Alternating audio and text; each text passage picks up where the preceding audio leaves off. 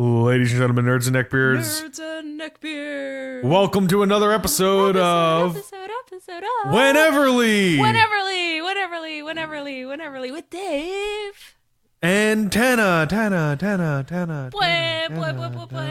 I still like our Westeros Wheneverly. I feel like this is kind of Wheneverly, but I don't know. I'm a fan of the W names, you know? Yeah. Should we just add another? Should we just do it again for everyone with Westeros Wheneverly? Yeah. All right, we're gonna do it again, ladies and gentlemen. Okay. Ladies and gentlemen, nerds and neckbeards, welcome to another episode of Westeros Wheneverly.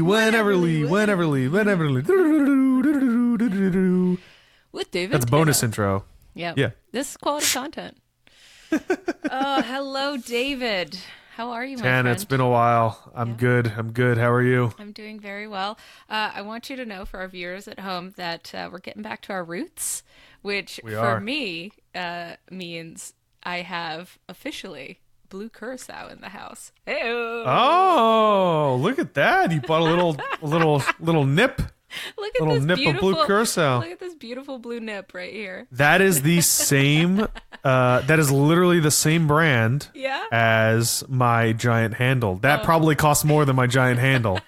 Is probably what happened there. In true Tana fashion, I definitely lost money on the deal. For sure. I have my shot here, so. Hey, all right, buddy. So what should we cheers to?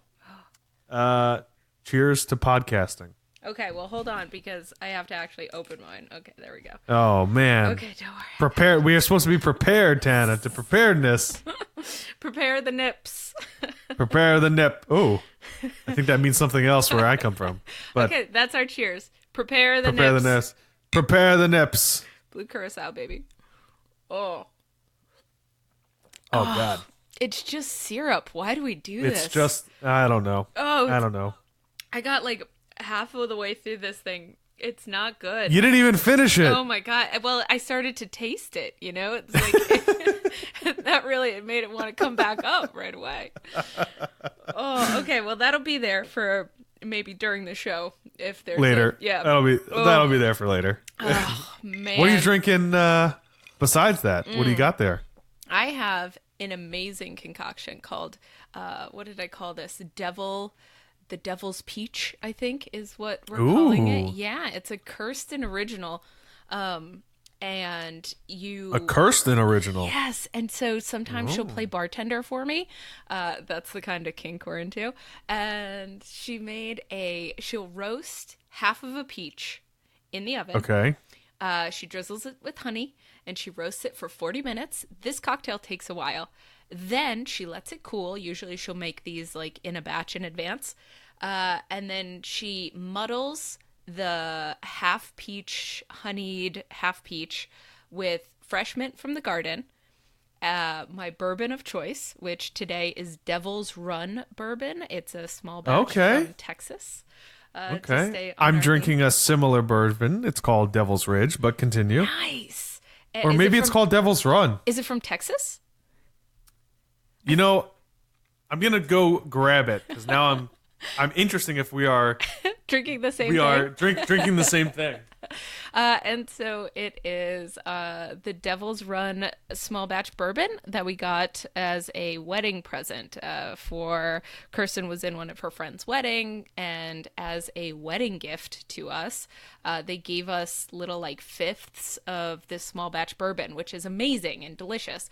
And so I had that around, and it was called Devil's Run. So are you sure it's called Devil's Run and not Devil's River? Because this is Devil's River. Show me the small label. batch Texas bourbon from. That's it. That's the one. Devil's we're drinking River. the same shit, dude. We're drinking the same shit. Okay, well here goes the rest of that Blue Curacao. Okay. Yeah, there we go. Except I did not roast a peach and then chop it and muddle it and sprinkle sugar on it or whatever the fuck else happens in that beautiful sounding drink. I just poured it over ice. So you're just drinking straight bourbon on ice. Yeah, and look at this cup. so fancy. Look Okay. at you. All right. So You see how much it's got like a nice shape. So it's a rocks glass. it's a rocks glass. You've got a big whiskey rock in it, just or whiskey ice That's cube, right. just like I do. I have kind of a square-sided drink. You have glass. a square tumbler there. Yeah. Yeah. Oh, and essential to my recipe is muddling all of this stuff in our Westeros Wheneverly cocktail shaker. Hey, Excellent. I use that to chill my blue curacao. I did not. I should have put this thing in the freezer. Oh, what was I think? It's just so sweet. Ugh. Okay, so now I'm about 2/3 of the way through this nip. We'll get there tonight. We'll get there. It'll be done by the end of the night. Oh, David. So that's the important part. Let's talk about books. Can we talk about books? Let's talk about books, Tana. Let's dive back into the world of a Song of Ice and Fire in a good way, right? Yes. Let's take the season 8 flaming pile of shit. Let's push it to the let's side. push it to the side and remember all of the good times and the fun times of just waiting for the winds of winter. In the books, Jon Snow's still dead. I mean, that's something, right? He's dead. He's dead. He can't not talk to his girlfriend if he's dead, right? He doesn't have a girlfriend. She's dead too. Oh man, I miss the books. And that's the thing. Like, the show was delightful and fun, and I loved talking to you about it, but nothing beats what this series has been, like, for me. It just sort of, like, I tend to obsess about things and to jump in with both feet to something that I love, and this book series I fucking loved, and I never experienced literature like this before. So anyway, what was it for you? The book has always been like at least the reason why I started reading the book was because of the show, right? I watched season 1. I said, holy crap, this is amazing. I don't want to wait till season 2. How could there only be one season of this? Like, what the fuck? Yeah. And someone said to me, like, I was talking about, I was like, oh, do you watch this awesome show, Game of Thrones, blah, blah, blah. It's really good. He goes, it's based off a book series. I was like, what? I did like a double take. I was like, and you're telling me I can read it?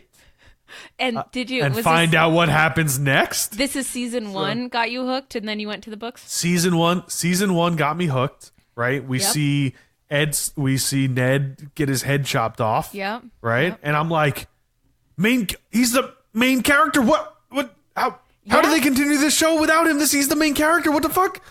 And then someone's like, oh yeah, it's a book series. You know, the second book's out. You can go read it. I was like, well, fuck yes, I'm gonna go read it. So I picked up, and my goal was like, all right, all I want to do is I want to read the second book before the second season comes out. So I was like, I'm gonna set a goal for myself. Okay. I was like, all right, read book 1, right? See how close it relates to the first season, which was pretty spot on for the most part. Season 1 was very, very like book tied. Okay. And then I read book 2 like in 2 weeks. Yep. You read a cock? I read a cock. Storm of Swords? Is it a Clash of Kings, or is it a Storm of Swords? A Clash of Kings is second. Yeah. A Storm of Swords is third. So you blew through a cock in 2 weeks, you said? I blew that cock wide open. All right. In 2 weeks. In 2 weeks. That's a lot of a cock in 2 weeks. It's a lot of cock in 2 dense. weeks. It's it's a very dense subject material, David. I mean, I know you don't have a lot of practice going through a cock, so let me tell you. And as proficient as I am at consuming media, I too can't say that I went through a cock in 2 weeks. I can. That's right. Say, that's right. I've never gone through a cock quite that fast.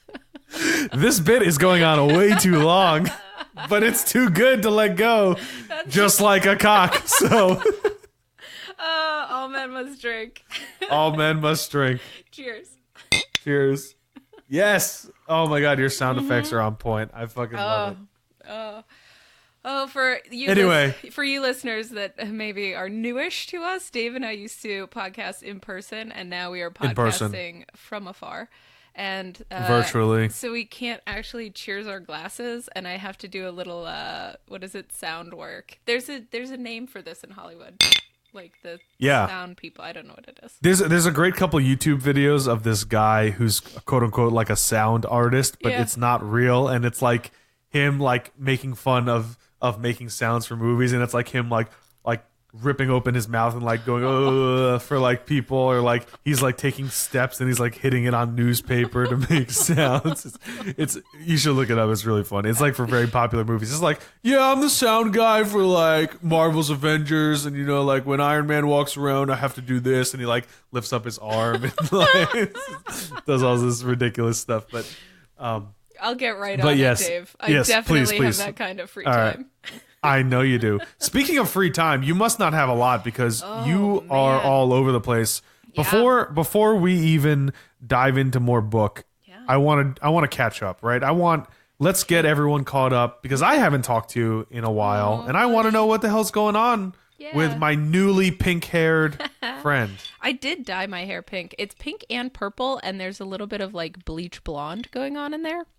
So, you know. What was did you find like a gray hair and you were like, fuck this, I'm going pink, or what? I have like, what so was the many. impetus I'm not afraid of going gray. I have so many gray hairs. I revel in them. But it was, I don't know, I felt like it was time for a bit of a zesty change, and the world is kind of a dumpster fire, and it was Pride Month, and I was like, well, I could do something like loud, you know, with my look, and I think I had comic book conventions or something. Like, for some reason, I was gone for the first half of June. And so I ended up celebrating. You were in Tennessee or something, right? Oh, Montana, maybe. I think I was in Montana. Montana? Yeah. Okay. Yeah. And so Tennessee, Montana, they're the same thing, right? I mean. Yeah, for sure. Totally the same. Sorry, Montanians or Tennesseans or whatever you call yourselves. Apologize to the 100 people that live in each of those places. You're the only 10 I see. I make that joke all the damn time. So it was kind of just to, I don't know, because I needed a change, but also for Pride Month. And now it's like, I was like, oh, well, I'm an artist, so I'll just sort of do the color myself, and I bleached my hair. And then I did these streaks of bright pink and deep purple all over. And so, like, as I wave my hand or, like, you know, scrub my hand through my hair, you'll get different like tonalities and different chunks of hair, different like coloration. But now it has been growing out a bit. So you did it yourself. You didn't go to like a hair artist professional. You said, I'm an artist. I can do this. Yes. So let me ask you a question. Yeah. Like, you know, if you had to like, I don't know, write a song or play a song, would you be like, fuck this, I'm an artist, I'm gonna play this song? Or would you be like, hey, I need someone who knows how to play guitar to play this song for me? Anybody who's ever heard my musical abilities, and here I'm using air quotes, would know that Tana is like, my talents are many and varied, and not one of them goes toward anything acoustic or musical at all. But your hair looks really good, so I guess you can add hair dyeing to your ability list. I feel like hair is kind of a sculptural, or it's like any other artistic medium that I could use, right? And so I understand it. I don't understand tonality or musicality. My father says I can't carry a tune in a bucket. But you know, so we all have our lane, and you know, hair dyeing is now in my lane. So you dyed your hair pink, and you're been going to Comic Cons all over the place because you have a hit comic out. Yes. Right? LaGuardia. It just was released today. It hit shelves today, I think, in bookstores. Episode 2, right? Or no, the second one? The first one? I thought the first one's been out for a couple months now, right? It comes out in 2 parts. So so LaGuardia, the book, the collected trade paperback, has hit bookshelves at like Barnes and Noble and booksellers, like normal bookstores today. And Amazon, I'm sure, because yes, they're putting normal booksellers out of business. Exactly. But on the 17th of July, 2019, you could get that book from comic book stores, very niche industry. Okay. So if you wanted, was that book, a Wednesday? It by was the a way, Wednesday. It's always a Wednesday. Yes. Today is a Wednesday. Yeah, Wednesday is comic book day. It I don't know is. It's why it comic book is, day. but it is. Yep. But yeah, so I have my book, Laguardia, is now, as of today, holy shit, as of today, it's officially out everywhere. Oh, man. And it's written by Nnedi Okorafor, who I collaborated with at Marvel on Black Panther. She and I are up for a Hugo Award together on Black Panther Long Live the King. When is the awards ceremony for that? I will be in New York. It's August 13th-ish. That's coming up. That's in 2 weeks. It's so close. It's the 18th, that's in 1 week. 17th or 18th. Yeah. No. That's 1 week. I know, it's so soon. And I'm going to be, if you're in the New York City area and you want to meet in person or talk or high five, please come to FlameCon, which is in Times Square. And I'll be there as one of their comic guests. And I'll have copies of LaGuardia and I'll be making art. And they will be announcing the Hugo Award winners. I think the announcements are in Ireland this year. I think it moves around. I'm not sure. This is my first time being nominated. But yeah, very exciting stuff. If you're there and you tell Tana that you're a listener of Westeros or Wheneverly, she'll give you $5. I will shower you with gifts. I won't give you money, but I'll give you art, which is better than money. A hug. Oh, a hug, a high five. You can see my pink hair in person. There's probably, I don't know. We're in New York, so there's probably a dance party after. I don't know. So LaGuardia comes out today, which is very, very exciting. And Yes, that's awesome. Yeah. So comics have been keeping me very busy lately. What have you been up to, David? I have been super busy with work. Which is not necessarily anything that I can share or talk about. It's David, not for those of you exciting. that don't know, is a super spy. He's James Bond. Yes, I am the American version of James Bond, which is like, I don't know, Tim Box in stuff. I don't know. I'm not the creative type, right? I'm just the laughable fat guy who talks about fun things. But the important part is that I now am no longer super busy with work, which is good. Great. So I've spent a lot of my energy and free time in video games, obviously. That's what you do. Because that's what I do. I just started going to the. This is all probably really mundane and ridiculous stuff. I want to hear it. Tana's like, I'm a award-winning comic book artist. I'm nominated for a Hugo Award. I've got comics coming out, and here I am. I'm like, yeah, and I started going to the gym this week. So that's great. Yeah. I took my dog for a run this morning and she had to poop the whole time, but she wouldn't. So she just lingered back. And so I ended up sort of half dragging her around the neighborhood for a while because she does this thing where she won't go to the bathroom anywhere but in her own yard. And so once we're too far away from the house. It's not safe. Must poop in house. Must poop in our house. I'm too full. I can't keep going, but I won't poop here. So that was how I spent my morning, David. Not quite a gym, but. So yeah, I've been doing a lot of wedding planning, and by a lot I mean mostly focused on the honeymoon. The wedding, for the most part, thankfully, is majority planned. Mazel tov. So that's good. Thank you. We've been going through a lot of different options for our honeymoons. We were thinking, maybe we'll go on a Mediterranean cruise, or maybe we'll go to Australia and do some adventure stuff. Maybe we'll go on an Alaskan cruise tour where they do a cruise and then they go on land. But all that was really, really, really expensive. And so I think what we're going to end up doing is probably kind of going down maybe Cancun or some Sandals all-inclusive resort and just kind of do a spa beach adventure. Nice. I was thinking originally we live in Florida. why are we gonna go like to a beach to relax when we could do that any day, which we never do. That's always never my go question. to the beach. Why would we? Right? Why in Florida would we be like, oh, beaches and islands and sunshine? But you I never think go. it's more. Yeah, you never go, and I think it's more about like getting away and not having any like other responsibilities. So it's like, okay, if we go to Mexico, it's like I don't have to worry about getting home and checking on the sprinklers or whatever. It's like I'm on vacation. I'm just gonna lay here on the beach. I'm gonna sip a pina colada. I'm gonna get a massage. I'm gonna ride a jet ski. You know, I'm gonna do all these things and not worry about it. So I think that's kind of where we're leaning our focus towards at this point. But yeah, that's been my life really. Yeah, I mean, wedding I learned a planning lot. will take it out from you. Like it's hard.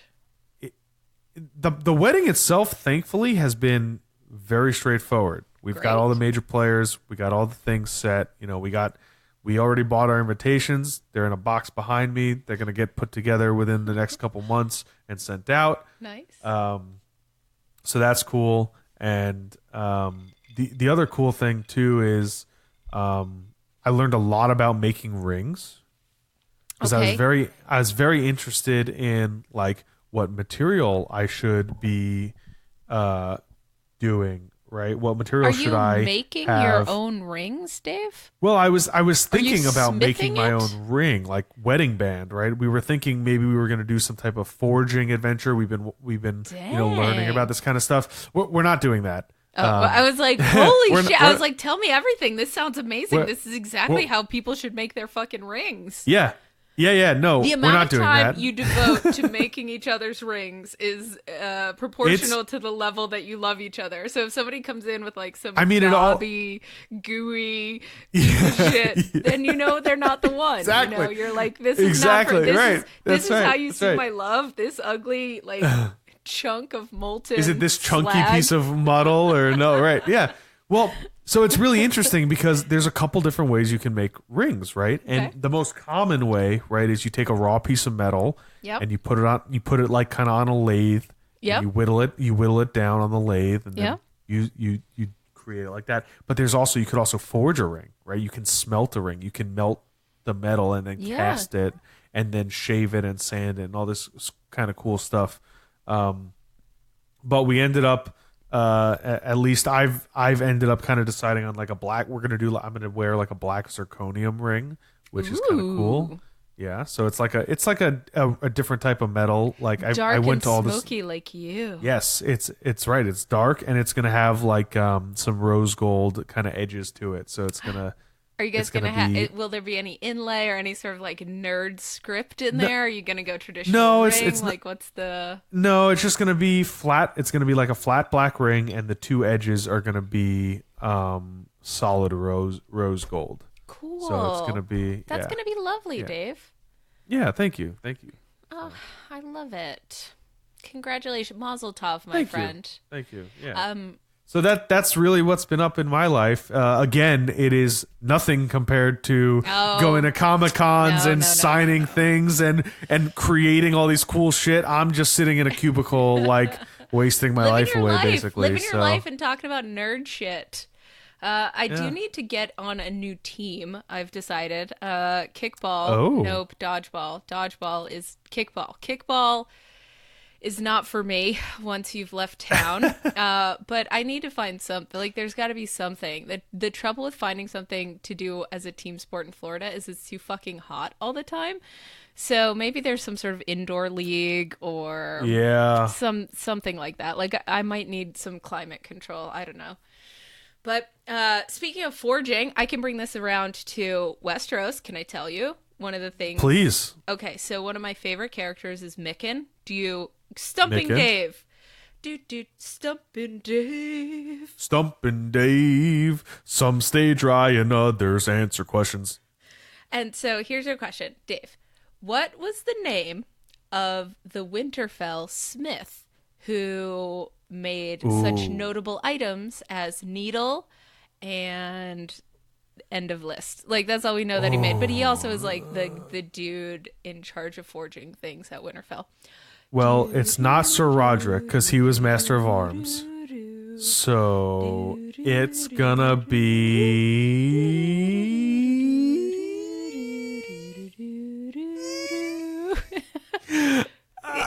Answer, please. Okay. I don't have no idea. His name is Mikken. Ah. Wait, but I thought Mikken was the boy. It's his son. No, Mikken was not the miller's boy. You might be thinking of the miller's boy. No, I was thinking of the. Oh, was I thinking of the butcher boy who the hound rode down? That was the butcher's boy. But it's not Mikken. So Mikken was the name of the smith at Winterfell, and it's really sad too because you literally just said the name like while talking to me, and then you asked me a question, and I was like, "No, it can't be Mikken." Like she's just talking about that. No way. Oh my god! I love you so much, man. I missed you. So one of the things that's sort of rampant in the fandom in talking about season 8 are the redemption arcs of characters like Theon Greyjoy. And I get frustrated because while I think no one deserves Ramsay Snow at all, and Theon, you know, some terrible fucking things happen to Theon, he's also a shitbag, right? Like, I feel like people lose sight of the fact that he is a rapist and murderer, and that he murdered my dude Mikken. Like, he fucking murdered Mikken for no reason than he's Theon. And it makes me mad. Like, certain things in the fandom just make me frustrated, David, because I feel like we gloss over the shitty parts of people's characters sometimes. And that's the hill I will die on at this moment. Cheers, bud. She's doing it. She's finishing the last bit of the Blue Curacao. Oh, man. This is to you, Mikken. You know, the thing about Theon, though, right, Talk to me about Theon. Tell me what you think about the character Theon. As like nobodies. We are not luminaries in the fandom. We are just fans that love the shit out of this. And what do you No one is seeing us at Game of Thrones Con or whatever the hell they call it. Game of Cons. Fire and Ice Con, which I think would be super fun to do. I think it would be fun to go to. You know, it's funny because Lauren was just talking to me. Our buddies are going to Gen Con. Oh, Gen Con, and I hear great things. Yeah, and Lauren was like, "Oh, I'm jealous." I'm like, "Do you want to go to a con? Like, all you have to do is tell me which con you want to go to, and I'll make sure that I can get off for work, and we can fucking go." You guys would have a great time. So Lauren has never been to a con before, and I've only been to one. I went to PAX South once. You're such newbies. You're such little like fresh-faced babies. Yeah. We are con bees. You would love a Game of Thrones con. You would love a video game con or something that had a lot of like multimedia presence. Yeah. So anyway, I think we should try to go. That would be so much fun, Dave. But so talk to me about Theon. Theon, right? So where we are. Theon. So Theon in the books is still alive and is captured by Stannis. He's in the middle of the woods, chained to a wall. The ravens. This was in a released, The Winds of Winter chapter. Yes, but it was like published with the book or something. So like it's the very first release chapter from 6 years ago or something. So like it's been out there for the longest time. And it might change. We don't know. We're not sure. It might have changed. Maybe. Yep. But he's still alive and he's a captive and he's half mad and he says things like, "You need to know your name," and Stannis seems like he's about to murder Theon or is going to murder Theon. But Yara shows up, right? Asha, thank you. Asha shows up and is Mobby. like, if you're gotta gonna finger do fuck it, the right girl here. I'm making sure of it. All right. The actor, I don't know how many shows you have time for, but there is a wonderful show called Gentleman Jack. Have you seen this? Ooh. It's on HBO. I haven't seen it, but I have seen the the trailer for it. I mean, I'm the target audience as a almost 40 lesbian. Like that's my deal. Like that's who your audience is. It's me. The next HBO show I watch, I think, is going to be Watchmen. I'm waiting for that. Ooh, have you seen Euphoria? I have not seen Euphoria, but I've heard very good things, and I've heard there's very hot ladies in it. It's so good, Dave. It's so good. And they're doing this thing in Euphoria where, like, so it focuses, Zendaya is the main character. I just saw her in Spider-Man Homecoming, and she was wonderful as Mary Jane. Yep. I need to see that. No, not Homecoming, Far From Home. You're Far talking From about, Home, right? that's the one. Yep. Yeah, Far I From need Home. to see Far From Home. Yep. I still haven't seen that yet. It was very good. The CGI, a lot of people were like singing the praises of this movie, but for me personally, the coming off the animated movie into the Spider-Verse and then seeing the sort of like CGI battles in that, not Homecoming, Far From Home, the battles just kind of fell flat for me. They weren't great. And like, it was a wonderful movie and I liked it very much, and the character work was great and Mysterio was great, and like it was all really solid, but then you had these fight Jake scenes. Gyllenhaal did a good job, is what you're saying? He really did. Jake did a good job, and I was like, I gave him a little side eye, I'm not gonna lie. I was like, oh please, like come on. But he did some like serious fucking acting with his face, and I'm a fan of that. So anyway, I think he sold it really well. I think he brought genuine emotion to what is sometimes a ridiculous character in comics. I think he made it feel grounded and wonderful, but the sort of the battle scenes, the CGI stuff, it just like, it wasn't great, and it kind of took me out of the experience of the movie. Anyway, neither here nor there.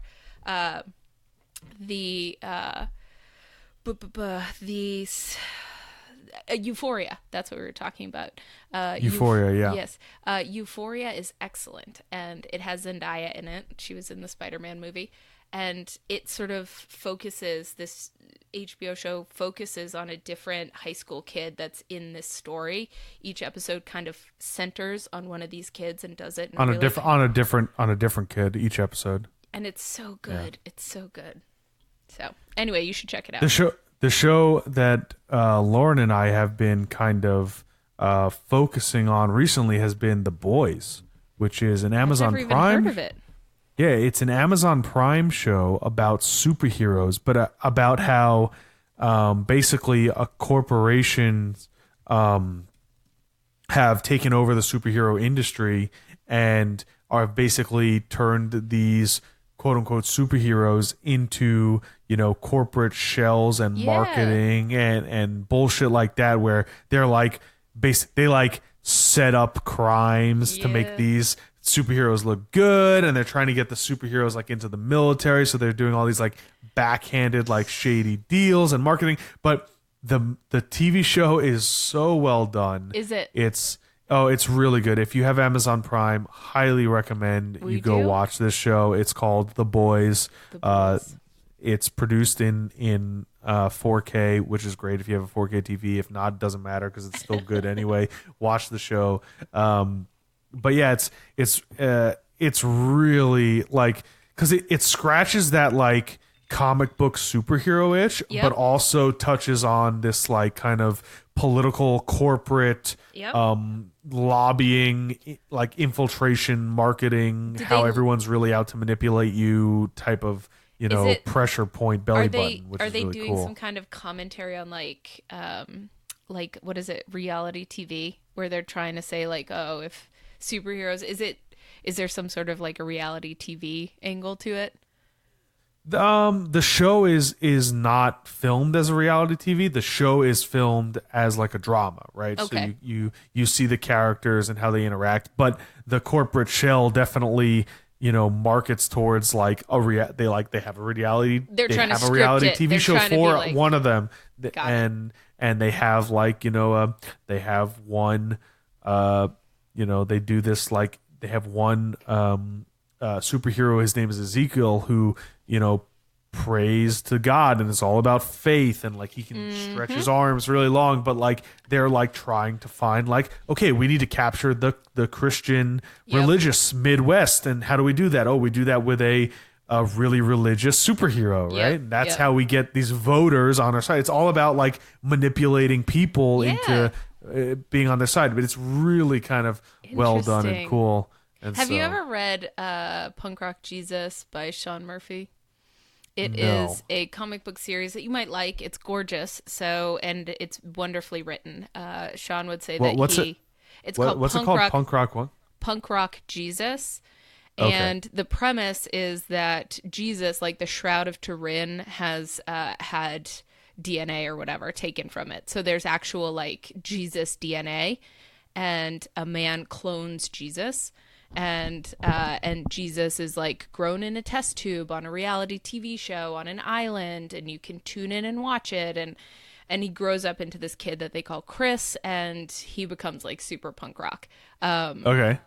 That's awesome. It's actually Side really note- great. I wonder if Sean would be like, dude, that's not what my book is about at all. But I feel like that's a pretty I feel like I found the through line there. Punk, you're talking to me because I am punk rock. In fact, all day today, all I did was listen to the new Blink-182 song. Oh, So- awesome. Hardcore. Do you still wear your wallet connected to a chain connected to I your do pants? not. I do not. I do not. And I no longer have my studded belt. But it's actually you funny. at some point Lauren in was your asking life, me the did other you- day, like, like you have what that? what did you wear in high school? Like, oh, every single day in high school, I wore jeans, a band T-shirt, and a studded belt. That was me. I'm picturing you as Steve Buscemi with the skateboard over his shoulder, where he's like, "Hello, fellow kids," and his T-shirt Yeah, right. just says like music or band or whatever. Oh, I fucking love it. Oh, Yeah, that was me. Minus the skateboard, that was me. I was still in high school. I was too fat to ride a skateboard. I wasn't coordinated enough. So David. at least after freshman year, I wrestled freshman year, which kept me skinny. Ooh. And then after freshman year, I was like, this is fucking stupid. I have to make weight for these stupid activities that I don't really enjoy that much. I'm out. So Yep. I was never a wrestler, but I dated a wrestler. Like the one, this is too close to home. I dated a boy in high Wait. school, and he was a you wrestler. dated a wrestler? I did, and my little brother was a wrestler, and I don't know, some kids in my art class were into wrestling. I don't know much about wrestling, but I was tangentially connected to high school wrestlers in a myriad of ways. There's like a big difference between like high school wrestlers and like WWE, like Chris Jericho, Triple H, The Rock, People's Elbow. Like high school wrestling is not like that at all. I'll just say that. I saw an SNL episode that was like from the 90s or something. It was an old like flashback SNL, and it was the very first one that The Rock ever did. And so it's from the People's Rock, like The People's Elbow day?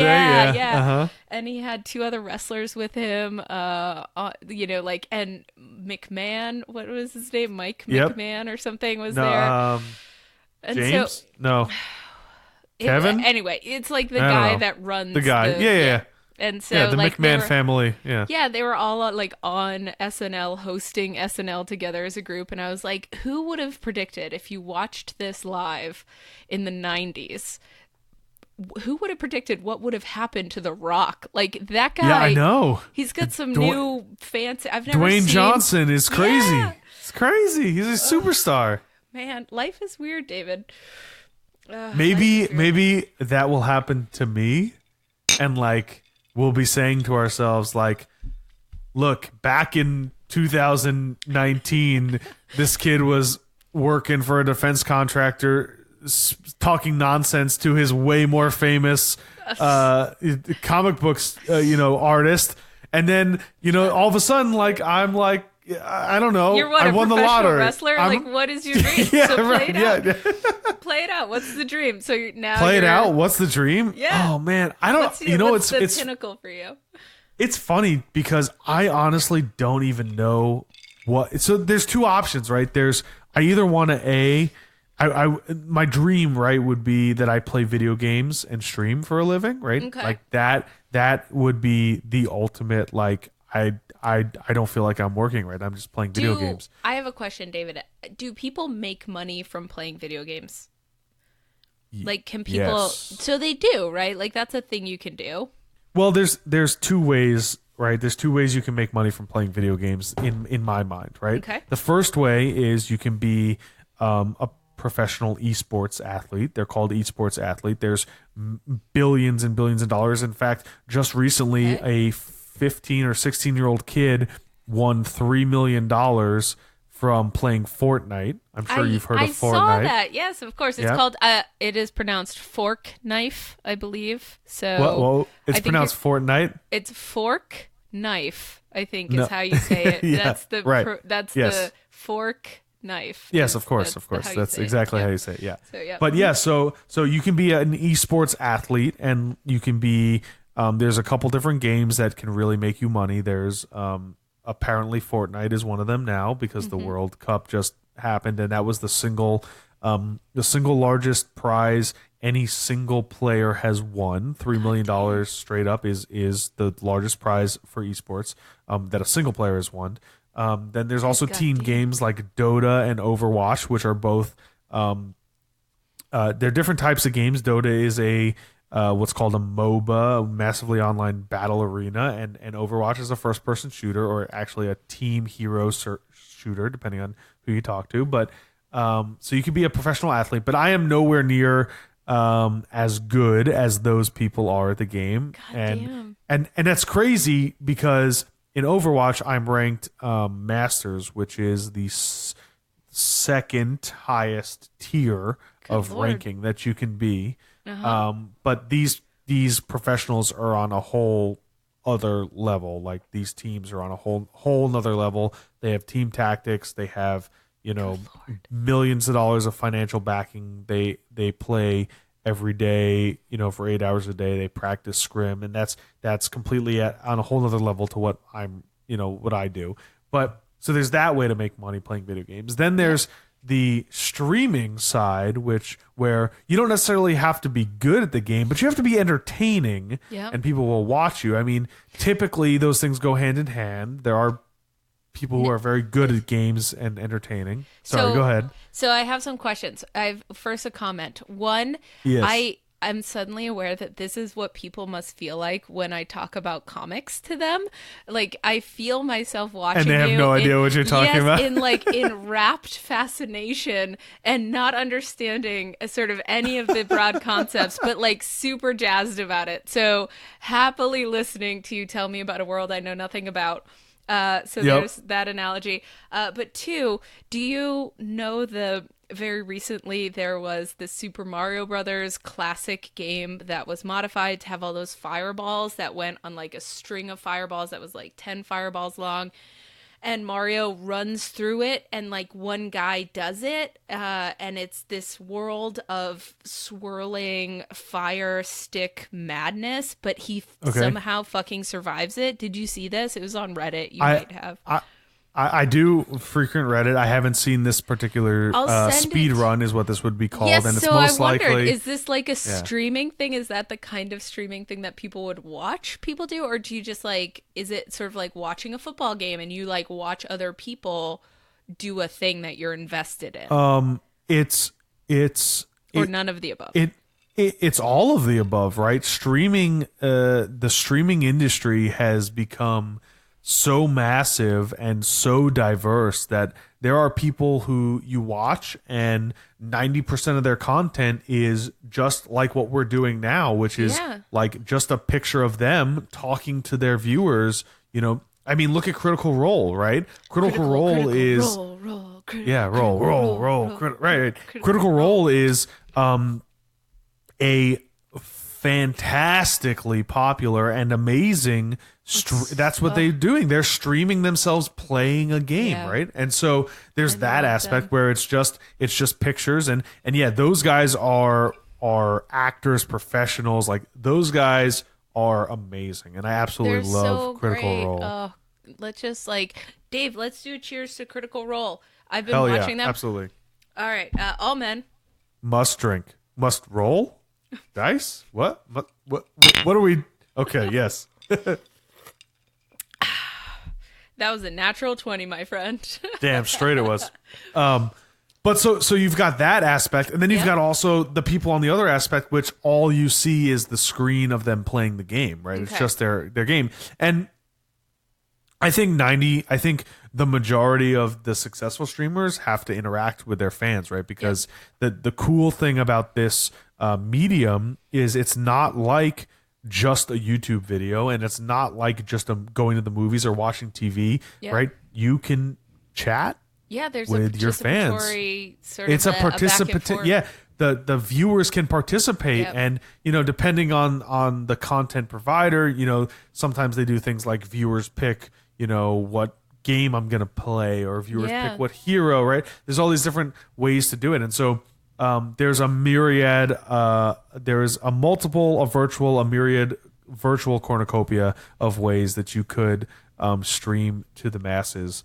And the sad fact is that I think I could. I'm just way too lazy. Oh, That's Dave, the problem. No.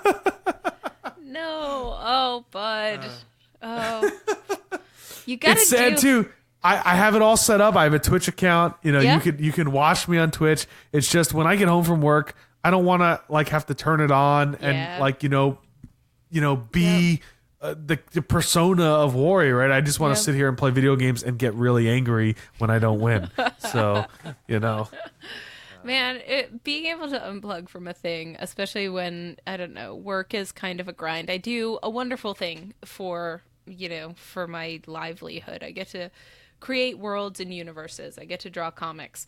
But, it's a grind doing interior pages, which is what the kind of comics that I'm creating these days are, is really hard, and the deadlines are really tight, and I don't know, you always end up kind of rushing towards the end or having a stack of pages that's almost done, and so I wind up pulling crazy long hours. My hand is hurting. I just, I'm sitting still for too long. It can kind of, your job, whatever it is, even if you love it, can take a toll. And I think absolutely. Having other things, being able to unwind and unplug for you playing video games when you come home, but not for an audience, is so essential. For me, I've fallen really deep into Dungeons and Dragons lately. And I've been watching Critical Role, which for me is wonderful because they have these epically long sessions of 4 and 5 hour episodes, which is great for me because I can get through 2 of those fuckers a day. I can watch all that shit. It is content that's hundreds of hours, which is wonderful because I'm sitting, sort of in my own space for a long time. And there's a story it keeps my mind occupied while I'm doing things, while I'm creating other universes with just my mind, or with my and hands, rather.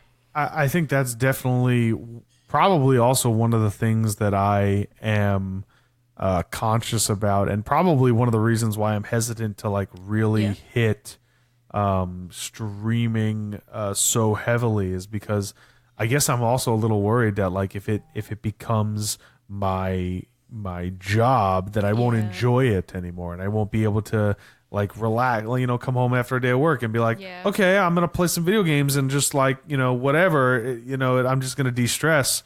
Though to be fair, my competitive nature, and you've seen this in kickball, right? My competitive nature usually takes hold of me anyway, and so if I'm not doing well or if I'm not losing, I get even more stressed. And Lauren very often has to tap me on the shoulder and be like, "You're getting really worked up. You should probably walk away from the game." And it's I love it.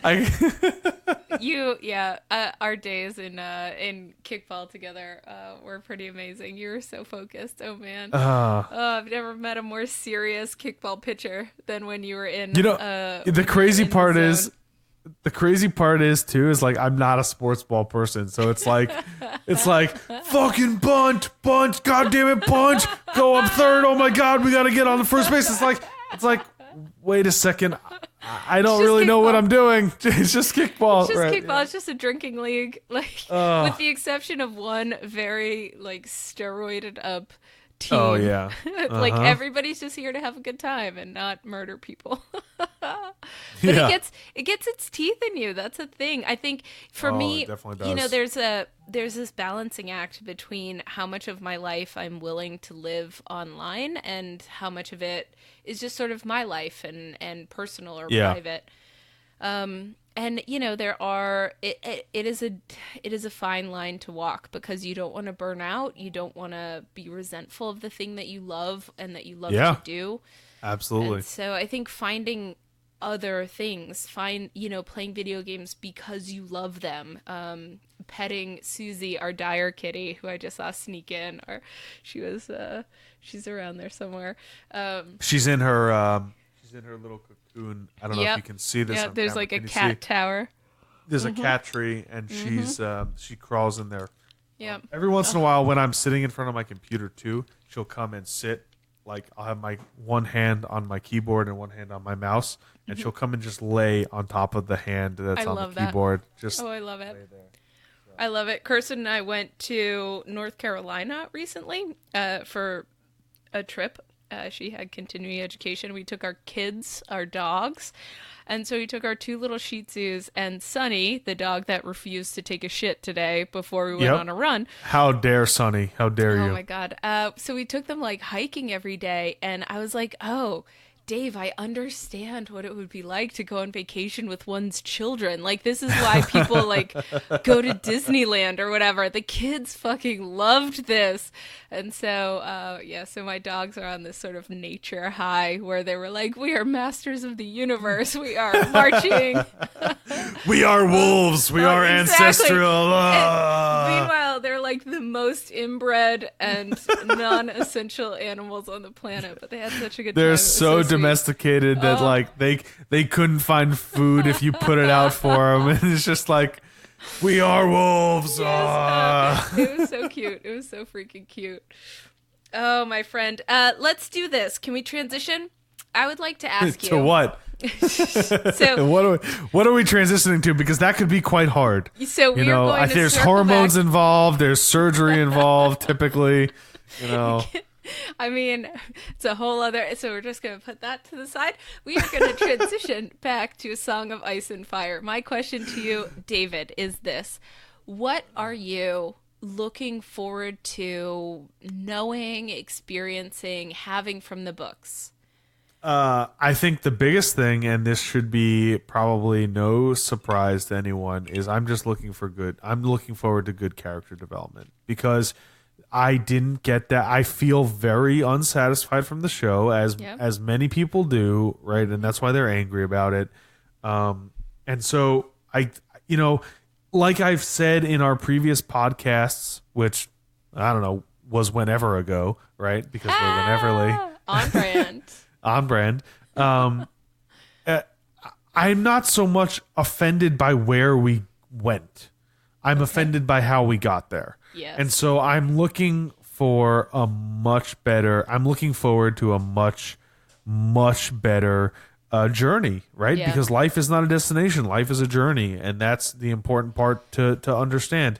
Now, that being said, there are still things that I am really super fucking excited for. Tell me. The number one on that list, out of all things that possibly could happen, is what the fuck is Euron doing in a fucking Valerian suit of armor? Like, that shit is so fucking cool and so fucking out there. Good what the Lord. fuck is going on with that? Like, So, how did yeah. he get it? Who made it?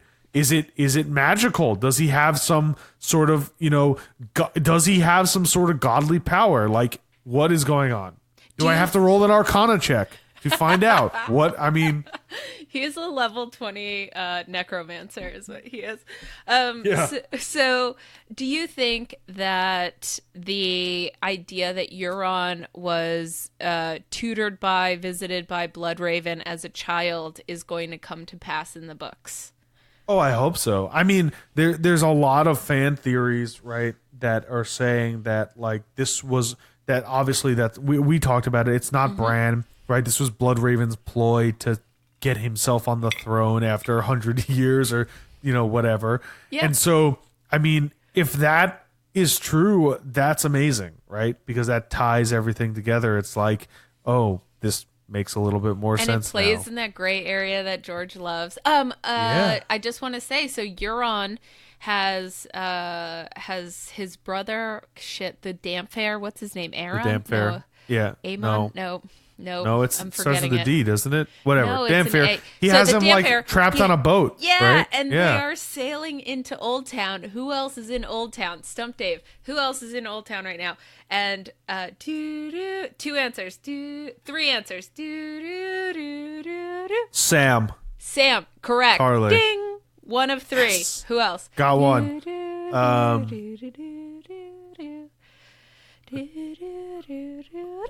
Tyrion? No, Nope. he's in Marine or something like that. He is just, he's about to turn his cloak and become a second son. It's not Jorah. Jorah's with Tyrion. Who is else is in Old Town? Everyone's favorite faceless man.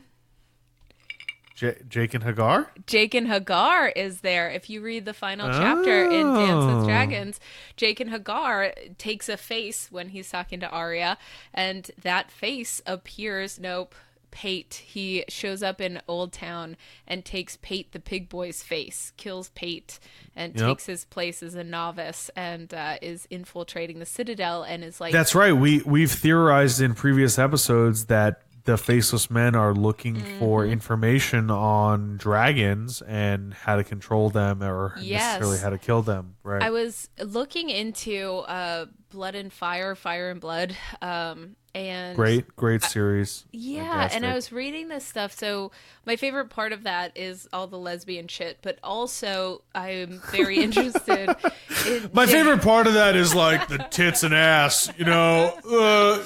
Yo, dude, what's your favorite part of Spartacus? Well, man, it's not about the fighting, bro. It's just about all the tits that I get to see, bro. mostly The how fucking tits are out, Little P and V, little V on V action, little scissor me timbers. No worries, dude. Did you just say scissors me timbers? Because that's amazing.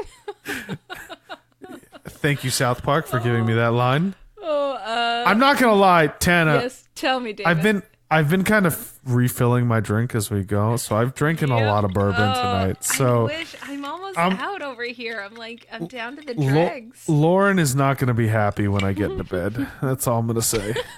It's because I'm probably going to annoy the shit at her. We're gonna leave that alone. No, so what I want to say is something about dragons. What was it? Jaehaerys and the lesbian. Okay, so the lesbian. Alyssa. Wait, are you saying there's Farman. lesbian dragons? No. Oh fuck. Oh, it goes away. So no. Okay. Here's the quickest line through it. All right, let's go. Jaehaerys the king. Yep. Is so the conciliator. Yes. Is so. His older sister, Queen Rhaena, who was married to his older brother Aemon, who dies, gets murdered, or Aegon, his older brother Aegon. They were married. They had twin baby girls. So it's his older sister, the lesbian. Anyway, Rhaena, her girlfriend, She become a Alyssa sister. Farman, They send her away to become a sister. Yes, but they did the baby swap, so her twin. So she didn't, but her kids did the baby swap. So one of them becomes a scepter, the other one flies away on Balerion the Black Dread and comes back as a charred piece of disgusting mess. Anyway, this woman who always loved the company of other women, her favorite lesbian would become a pirate lesbian that steals the 3 dragon eggs that become the dragon eggs we think of our modern story. Jaehaerys is so upset about this when it happens in Fire and Blood that he says to Queen Rhaena, his older sister, as soon as we get word of this, we need to do what we have to do. You're going to get on your dragon. I'm going to get on my dragon, and we're going to go kill those little hatchlings, or we're going to take them back. Because he says, if there's another dragon lord in the world that is our enemy, that isn't from our bloodline, we're in trouble. Like, this is fucked up. And I feel like that's the idea that we have going into A Song of Ice and Fire now, because we've got fake Aegon coming to the throne. We have 3 dragons. Dany can only ride 1. And so, anyway, to bring it back in, I think that there are a lot of exciting things in the story that I'm excited to unpack. I am absolutely stoked. I mean, I think we're going to get a lot more story. I mean, there's a whole Dorne plotish line, right? Dornish plot line. I can't believe I just said it. Oh, man. Oh, I love our drinking podcast so much. All men must drink. All men must drink. Woo. Oh, I wish I had some of that Devil's Run. What is it called? Devil's River? Devil's River. We were talking about the same shit. I have that. I could go get it crazy. right now. Actually, yeah, I'm going to go get mine right now. It's just right out here. I'll be there in 2 seconds. All right, 2 seconds. It's fantastic. It's 90 proof. The bottle I have is 750 milliliter. It's beautiful. I actually got it for my birthday, which was cool. We did a little bourbon tasting, so I have like 5 or 6 different types of bourbon here. But this one actually was by far my favorite out of the bourbon tasting I did for my birthday. So we have the same bottle, legit the same bottle and everything. It's the same like 5th bottle, except yours doesn't have this note tag. Do you see how it's like connected to the neck of the bottle? Yeah. Welcome, Kirsten and Tana. Written in a lovely friend's handwriting. Can I tell you, I'm such a sucker for like actual people's handwriting. So what we do have in common, though, is that this was provided to me by a friend for my 30th birthday. Dave. Which happened to me. Except, interesting, yours is I think yours is a little bit smaller than mine, actually. You have a screw top. I don't know. You have a screw top. I have this little pop cork. Oh, I wish I had a cork. Deal. Mine's a 750 milliliter bottle. Mine's 375. Mine's a little baby. Yours is a baby. Yours is a baby. I got Big Daddy. Baby. But I'll tell you what, though. You see how much is left? Not much, because a lot of it was drank tonight. But we did a bourbon tasting for my 30th birthday party, and that was by far the one that I enjoyed the most. Though I did not open the Maker's Mark Cask Strength because it's a little bit strong, and I haven't opened it yet. You're not the bravest. So I was very recently in Western North Carolina, which I always want to call West Virginia. I'm so sorry, people that live. Can we just call it Westeros, Virginia? I was in Westeros. I was in the mountains of Westeros. I don't know where, but somewhere in Westeros, America. And yes, and I was in the land of moonshine, and I came home with a nectarine moonshine, David. It's so fucking good. And like it's not harsh like you would think a distilled spirit would be, or sort of like a moonshine, make you go blind or whatever. It is you jerk off too much, you go blind. Right, got it. I think there's actually like a side, like if you don't distill it properly, or like you don't get this, I don't know, there's a quality of moonshine that like legitimately makes people go blind from poisoning. I didn't know. So I did a moonshine taste test at a distillery that was excellent. It was so superb. And they had a nectarine one and a blonde, what they were calling a blonde bourbon. And they were excellent. It was so good. So I came home with that. Anyway, so that's the most recent bourbon tasting, whiskey tasting, moonshine tasting that I was at. Do you remember any of the others from your Devil's River bourbon tasting? We've got we have some Maker's Mark. We had a big bottles of Maker's Mark. We have Devil's River. And all the rest of them are still sitting in my fridge. Not fridge, in my cabinet. Pantry, yeah, my alcohol pantry. My very alcohol sparse. cabinet. I have to say, just to peek behind the curtain a little bit, David's alcohol cabinet is not robust. You guys, I'm not trying to shame you, but we did have a drinking podcast, and I would have to provide a lot of that alcohol in past days of year. I will not argue with that. However, I will say there are now at least 5 or 6 different bottles of bourbon in that cabinet, because for my birthday we didn't. So. I love Angel's Envy. You had some good stuff. I'm not trying to, I have. Look. My life has always been about quality over quantity. All right, with everything I do, women, bourbon. I'd rather have one bottle podcast. That's right. I do one podcast. I don't do 15. All right, we do one like every month or something. Once a year, whether people want it or not. We do one whenever, okay? That's the point. is that it's a quality cast. It's not about quantity, all right? Yeah, Chris Hardwick and Joe Rogan do like 4 a week, all right? But are they as good as us? They're probably better. But that's not the point. David, comparison the point is the thief of joy. That's right. And you know what? That's a good saying. I like that. Comparison is the thief of joy. I like that because, you and I we do this because we enjoy it. This is not. We love it, Dave. We love it. And that, I think, is why our 1 or 2 listeners listen to us. That is why. We're going to open up our next episode with a listener email. We got an amazing listener email. And we've got a drink request that somebody sent in to us. And we're going to do that on our next podcast, which, by the way, is perfectly timed. Do you know what episode number we're up to? Next week? Not this week. Next week. I hope it's 69. Because if it's not 69, you wouldn't be asking me this question because... We are up to episode 69, baby. Oh, man.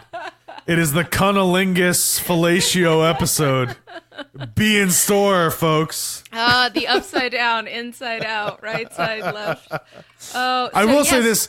This episode, although we very rarely talked about Westeros whatsoever, I think this was a let's see what the hell Tana and Dave have been up to for the past 2 or 3 months, and hopefully years, months, weeks, days, whatever, they all blend together. It don't matter in the end. What matters is that we're back. We're back, and that, baby. We're back. I mean, to be fair, we never left. We just got lazy or busy or sidetracked. But the important part, folks, Dave, you're monologuing. Is that I'm really drunk. I love drunk Dave. You're just like weaving. You're a bumblebee that's just bumbling along. You're just. Did you know today's word of the day? So I've subscribed to Dictionary's word of the day. Okay, what is it? And today's word of the day was Dumbledore, which apparently means bumblebee. No, Dumbledore isn't a real word. It means bumblebee. Because today was Harry Potter's birthday. Today or yesterday? One of these days recently was Harry Potter's birthday.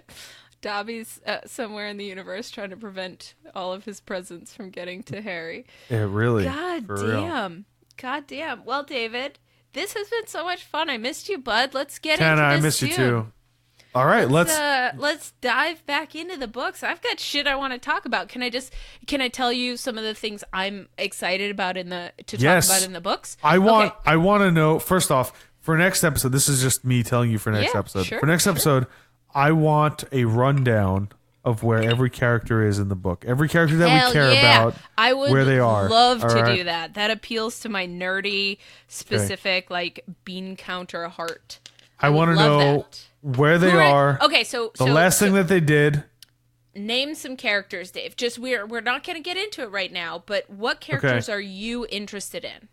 Tana. Tana. I'm curious about Tana. Tana is the most interesting character that I'm curious about. She's going to be in New York this episode for a minute, was about. and then she's going to be back in South Florida. That's how that's going to get. It's real quick. It's an in and out. Tyrion. Arya. Okay. I want to know what the fuck Davos is doing. Yeah, where's Davos at? Where's Davos? Okay. I want to know about Theon. Yep. 4. Because we know kind of where he is a little bit. But what's going to happen? We can speculate. I like Theon as a character. I just think that the fandom broadly gives him too much of a pass. I think that, like, if you're a shitbag, you also get to, like, people should remember that you're a shitbag. And I know that a lot of people remember and give him shit about being a turncloak and whatever. But, like, Theon is not a golden son, you guys. He's not everybody's best friend. Like, he's not. He's kind of a shitbag, and he's a rapist, and he's a murderer, and he killed my dude Mikken, and like, I get that shit happened, and he was a hostage, and I get that, but like, at a certain point, you could say the same thing about Arya. Right? You need to take responsibility for your actions, my dude. No, Arya has a code I get that, of honor. Arya kills that Night Watch guy Darian, because he refuses his vows and starts like sleeping all over town and singing songs and like not helping Maester Aemon. Like, she has a code. He doesn't. What about when she kills in that release chapter at the show, right? This is one of the things I want to talk about. Mercy, and do you know Mercy? Yes, thank you. One of the nicknames of Lady Stoneheart. There are some nicknames for Lady Stoneheart. Put that name on the list too. Put that name on the list. Yep. Want to know what the fuck she's doing? Yep, that's number 7. What is one of the nicknames for Lady Stoneheart? I just have to come up with one. Just one, and there's a couple. Smiles. Definitely. Mother Merciless is one of her names. She's Mother Merciless. Brienne is hanging right now. She's been hanging in a noose for about 7 years while we're waiting for the next book to come. Like, she's hanging from a tree. Tana, you almost made me cough up my bourbon. Fuck. I don't even know what I'm drinking anymore. So we have Mother Merciless, and the release chapter from Arya is called Mercy. So we have Mercy and Mother Merciless. Come on, man. Like, this shit gives me life. This makes me feel alive inside. Yeah, I'm with you. And the last character I care about is Dany. Yep. I want to know. I want to know what the fuck she's gonna do. I'm gonna throw you a couple of the ones I'm interested in. You ready? All right. Yeah. Throw them at me. Sandor Clegane. Oh, obviously. I mean, we talked about this the last time I think we see him. We think he's dead, but you and I talked about all the evidence that we believe he's still alive on this island. He's a dog, or he's a dog watcher, whatever. Yep. The show kind of alludes to that. Aisle. So, So the show kind of. I'll be interested to see how he gets back into the war and what that means for him and his character. Clegane Bowl? Are you excited for a Clegane Bowl in the books? Yes, I am. You know what I'm more excited about? The location. So, not of Clegane Bowl. What, David, here's my question to you. What are 3 locations that we have not seen in the books yet that you are excited to see? Your top 3. And it's just like, or just the first 3 that you think of. Not seen in the books at all? Or like that you want to see more of in the books would be a fine answer. Well, I definitely want to see what's going on with Fagon in what is that, Dragonstone? Storm's End, sorry, yes. Yep. Okay, so Fagon and Storm's End, very exciting. Yep. Definitely want to see what's going on there. I want to see more of the Dornish plot, right? We got Starfall a little bit. We got Sir Arthur. Would be amazing. We got not Sir Arthur Dane. We got the other guy. What's his name? There's Damon Sand. He goes off. I forget. He has the Valyrian sword, Star something. Sword of the Morning is called. No. It's the Sword of the Dawn. It's called Dawn. Dawn. Yeah. He's got Dawn. And he saves Marcella, right? Once or twice. I want to see what the fuck happens with that. He doesn't have Dawn. Ares Oakheart is who you're thinking of. He's just a Kingsguard. But Dawn, I would love to see Starfall, where Ashara Dane is from, for sure. There's also High Hermitage, which is where Damon Sand goes. Obara Sand is chasing him. Damon Sand is the one that almost kills Marcella, but only cuts her ear off. And then cuts her ear, right, yep. Highgarden. So, yes. I mean, we haven't been there yet. We haven't been there at all. None. David, 0. Olenna Tyrell is still alive in the books. That bitch is in Highgarden. Tell Cersei it was me, bitch. I love her. And she, like, that was in the show. That was one of the really good moments of the show, I thought. 100% but she's still alive, and Jaime has no idea. No one has any idea except for Sansa that Olenna Tyrell was behind that. Highgarden is going to be amazing. We can see Willis Tyrell, Garland Tyrell. What else? And there's the thing in the books where, who says it? The Golden Company still has friends in the Reach. I think it's a Tyrion chapter or something. Highgarden rules the Reach. Yep. And Highgarden is, they're upjump stewards. They're the Tyrells. If if the Golden Company, which has landed on that southern coast of Westeros, still has quote unquote friends in the Reach, then does that mean that they have friends inside Highgarden? If they take Storm's End, will they like rather easily get into Highgarden? I'm so excited to see this stuff. You're on, I think obviously. Yeah, well, I mean, we talked about it earlier, but his Valyrian suit of armor is just like, what the fuck is going on there? Yep. Oh, the three people. Sam, that you guessed. The Faceless Man, Jaqen H'ghar, dressed as Pate the Pig Boy. And the third person in Old Town is Leo Tyrell, the sort of foil. And then there's the girl, the sand snake, what is her? Sorella, who is really Alaras. Oh, that's right. So I think Old Town is going to feature pretty prominently the fall of Old Town maybe, or the sacking of Old Town, or the defending of Old Town, or something about Old Town. I think we're going to get a lot of city building there, and I'm very excited for it. Something to think about, too, for the next episode is, what do you think Sam is doing in Old Town, right? I mean, we know he got sent kind of that way, and so... in the books, he just got there. Like, he's just being shown to and Master Aemon died on the boat ride. Yes. So... But then the Maester, who's the bullish... Excuse me, the bull, the boxer guy that's going over to Dany. He, like, listens to Sam, and then he leaves immediately, but he has that white hair that's, like, sprouting out of his nose and ears. And he trained Miramar's Door and Qyburn. He's...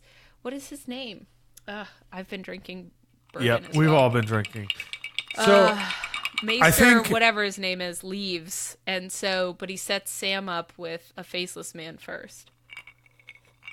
Yeah, so I'm super excited for the next cast. I think the next cast, for those of you listening, will be a little bit more focused on A Song of Ice and Fire, where this one was kind of more of a catch up of what have you been up to? Let's get drunk together. Episode. It's a Cheers, buddy. Cheers. All men must drink. Also, all men, I don't even remember what I said before, must roll, apparently, no, I guess. No, we're going to have to play the tape back. It was funny. There was a bit of a I'll say this, though. Yeah. I did get a dice tower. This is a dice tower. Oh, yes. That's a wormwood dice tower, This is a wormwood dice tower. And I will say this. Beautiful. I bought it purposely so that I could blame whatever natural ones I roll or shitty rolls on this instead of me. So that is, I think, sort of perfect, actually. You know, you've really, I think you've really nailed it, my friend. I mean, listen, we all need a scapegoat, right? And if I could blame mine on Hitler needed one, he called it the Jews. Oh my God. Right? If I can call mine a wormwood dice tower, you're doing that thing where you're saying, you remember early in our cast where you're like, everything comes back to Hitler. It's and a law. Like at a it's certain a law. point, all That's media will reference Hitler and or the Jews. Like, you're just fulfilling that prophecy, my friend. Look. You're perpetuating a bad stereotype. I am in with the Flynn, so that's the important part. Ladies and gentlemen, nerds and neckbeards, thank you for listening to this ridiculously drunk episode, but great towards the end because we got to catch up. This is a Dave and Tana episode, ladies and gentlemen. Dave and Tana episode. I love it. Buddy, here's to the future. Here's to our podcast. Here's to our podcast. About all the important nerdy things, my friend. That's right. All men must drink. Oh, God. Oh, that was too much bourbon. Thanks for listening, folks. Oh, God. Oh. I drank too much at once. Good night.